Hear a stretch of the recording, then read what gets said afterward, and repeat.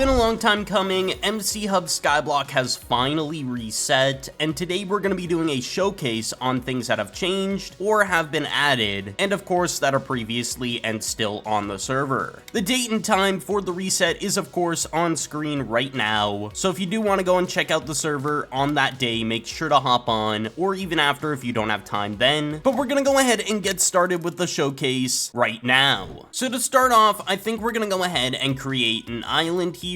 I think is the first plan of action, and I'm gonna go over just the main island features that the server has. As you can see, there's island information, and of course you can move this stuff around in case it kind of annoys you, depending on where it's at. I believe you're able to move this stuff, but we got the island manager. As you can see, you can access all the things on the server. Island mastery specifically has had a big change. Basically, they removed locks, which I believe is just kind of preventing you from progressing further in the game, so you can progress as quick as you want as soon as you unlock something. From my knowledge, I might be mistaken on that, but that's kind of what it seems like from what I'm reading here. You can just easily go ahead and unlock the next tier once you hit the requirement. And then there's also an island vault that you can put away all sorts of good things. There's an island tax, so you can tax people on your island like mob drops and whatnot. There's of course shards and credits vault, and for credits, I'm just gonna be honest, it's like the money currency, and then shards are like the secondary money currency. And then of course there's a item vault that you can just put your own island items in, which is cool as well. And of course you can view where all your island spawners at. I don't have any of them down currently because we're on the dev server. And the NPCs, all these NPCs that were in front of us, and the hologram, you can literally move them. So for example, this hologram, if I go to the NPCs and left click, it's gonna move it right to where I was standing. It's pretty simple. So if you ever want to move them in a way better spot, that is an option. I do like that they have NPCs for each thing. I find that very unique. I've not seen it on a server before, specifically on your island of course, but they did also update the milestones. They buffed them as well. A lot of better rewards than there previously was, and you get a lot of good stuff when grinding these out for killing mobs, mining ores, farming, or PvE kills, which we will go over PvE in a bit here, and of course dungeons, which they did the same with the pass, the battle pass. This is kind of an essential thing on here. On MCHub, you do want to get the battle pass if you can by trading gold coins with players to then purchase it if you're trying to free to play, because that makes you the most gold coins if you're doing the battle pass frequently. Because I personally use the battle pass to make all my gold coins when I'm playing on prison, and I'm probably going to be doing it here on Skyblock. But yeah, I'm not going to show any of the rewards. We're going to keep moving. So we got the island levels. Every time you upgrade your level by of course using credits, you can keep upgrading, and I believe there's more things you unlock when you actually level up to these specific blocks and not the barriers. So basically it goes on for quite a while. Let's see how many there are, because last time I played, which was like 4 years ago, there weren't as many levels as there are here, and there's 500. Oh my gosh, there used to be like less than 100 back when I played, so that is going to be fun to grind out. And then we got island stats, which shows your overall stats for specific ones, as you can see. And then of course the enchanter, depending on what you're wearing, you can see all the enchants and what you have in your inventory. They got custom skins of course for everything, which I don't have any currently. I'm going to be starting completely fresh compared to every other player on the server. I don't have a single skin in my skins menu, so it's going to be one tough grind, but I'm definitely going to be trying to get skins. And then spawners wise, you buy them with credits. It tells you what the drop is, pretty simple. And then there's a tree manager, which apparently trees are useful now. I've never even noticed that trees were a thing on here, but they do cost shards to get a watering can for these apparently. I'm probably gonna have to look into these at some point, but it seems like there's custom trees, which sounds pretty cool to me at least. And of course we have island upgrades where you can upgrade specific upgrades here. If you want to look through them, you can pause the video. It's pretty simple to understand what each one does based off the name of course. And then the one thing that is still around to this day is the island generator. Essentially you're going to be using fuel, I believe, from PvE and dungeons. I think it's mainly PvE though. You use that fuel to generate more power on your island, and then what it does is it boosts the spawner and the robot efficiency on your island, which is pretty cool. And it has a cooldown or a timer when you put the fuel in, so essentially it's going to run out over time, and then you have to refill it more and more and more to keep getting the extra benefits, which I think is pretty cool. And I don't really know how I obtain one of these, but there are cobble cubes. If you know what those are, they're basically like a cobblestone generator. It's like a big cube that generates ores for you, so it's a better version of a cobblestone generator, which is cool. I don't have one on me currently, but either way, that is a feature on the the server as well now, from the last time I played at least. And they changed the tool leveling system to currency. Apparently there's a leveling system for tools, which I didn't even know was a thing. A lot of this stuff is brand new to me because back when I played, a lot of it wasn't even a thing. But there is a leveling system for tools that is now going to be leveled by using currency, which I'm assuming is going to be either credits or shards, one of the two. Also, I do want to go over this at spawn. We do have the event crate here on Skyblock now, which essentially is just an overall buff to the global server, so everyone gets a buff when someone purchases it. I don't think it's fully set up right now, but that's really the gist of it. And then of course we have all the crate keys. We got the vote crate, which I recommend voting because you do get 2 gold coins every time you vote on the 5 vote links, so it does add up over time. You're literally getting free currency that you could pay for by just voting.